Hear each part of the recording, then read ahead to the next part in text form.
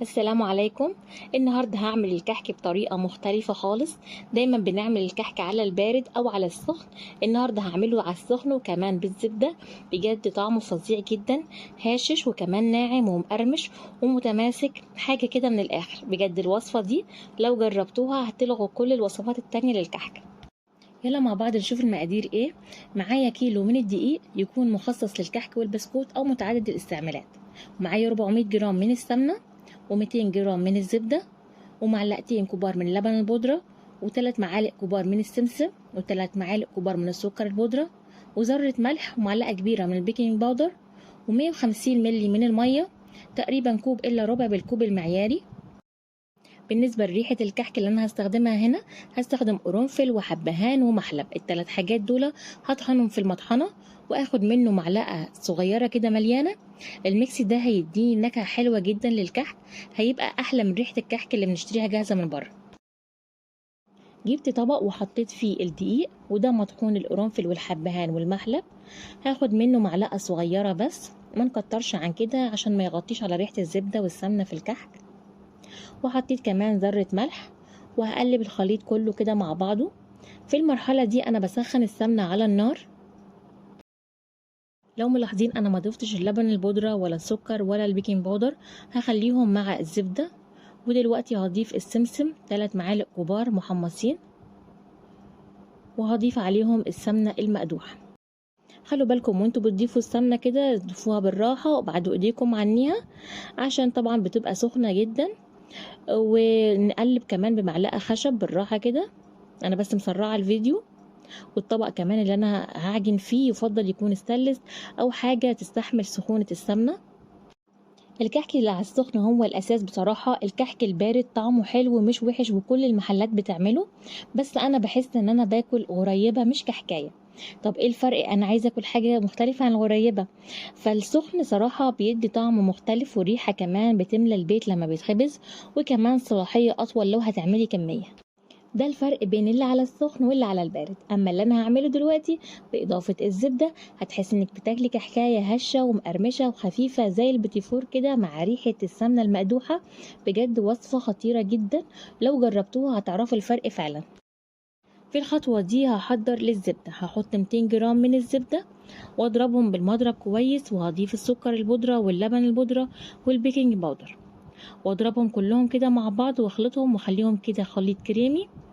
فايدة الزبدة مع السمنة بتدي هشاشة للكحكاية كده وقرمشة.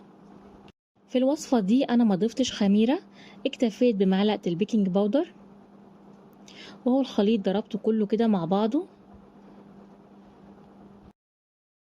ودلوقتي بجيب خليط الدقيق والسمنة وهحط عليه خليط الزبدة واعجنهم كويس. انا حبيت اعجن بايدي مش العجان، علشان اشوف ملمس العجينة ايه ومحتاجة مية قد ايه. في المرحلة دي كانت السمنة بردت معايا، فبخلط كويس بقى السمنة مع الزبدة واخلطهم كده كويس وابسهم واغلفهم كلهم كده مع بعض. ودلوقتي هحط المية بالتدريج. معايا 150 ملي من المية، تقريبا كوب الا ربع. هنا المية هي اللي بتتحكم. لو عايزة الكحكاية ناعمة خالص بتقللي المية عن كده شوية، لو عايزاها متماسكة عن كده بتزودي. لكن مقدار المية ده اللي انا حطاه 150 ملي مظبوط، هيخليلك الكحكاية لا هي دايبة خالص ولا ناشفة. انا بفضل اعجن بالمية مش بالحليب. اهو دلوقتي كده انا خلصت العجينة. شايفين سمكها عامل ازاي؟ انا لما بكورها كده وبضغط عليها ما بتعملش معايا تشققات ولا اي حاجة. كده العجينة معايا مظبوطة. وكمان بالنسبة لنوع الدقيق يفضل نوع مخصوص للكحك والبسكوت أو متعدد الاستخدامات، لأن في أنواع دقيق بتنطر السمنة وهتبوظ الكحك كله للأسف. ودلوقتي ببدأ أنقش الكحك. دي أحلى مرحلة، بتقعدي كده تفنني وتعملي أشكال مختلفة. أنا عملت هنا 4 أشكال مختلفين. المنقاش ده بيكون فيه انواع منه، في اللي هو سنونه ضيقه وفي اللي هو سنونه واسعه. الافضل بالنسبه لي اللي هو سنونه ضيقه، ده بيطلع الشكل حلو ومظبوط. ودي بصمه الكحك برضو حلوه جدا، لو انت عامله كميه بتسهل عليكي الوقت والمجهود.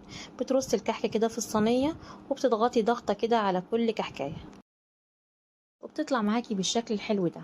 بالنسبة للتسوية انا بحطها في الفرن على درجة حرارة 180 في الرف الاوسط، بتاخد بالظبط نص ساعة و5 دقايق، وبتطلع معاكي باللون الحلو ده. وده شكل الكحكاية بعد ما خرجت من الفرن، لونها موحد بره وجوه، ناعمة جدا وفي نفس الوقت متماسكة ومقرمشة كده وخفيفة زي البيتيفور بالظبط، مع ريحة الزبدة. بجد وصفة جميلة جدا. لو لسه ما عملتوش الكحك جربوها، ولو عملتوا الكحك يبقى جربوا حتى نص المقدار وقولوا لي رأيكم فيها ايه. في الفيديو اللي جاي هحضر للسابليه الفرنسي اللي هو ب3 مكونات، هضيف كمان ليه مكون رابع هيفرق في طعمه كتير. لو عجبكم الفيديو ما تنسوش تعملوا لايك وشير، ولو لسه ما اشتركتوش في القناة يا ريت تشتركوا وتفعلوا زر الجرس علشان يوصل لكم كل جديد ان شاء الله.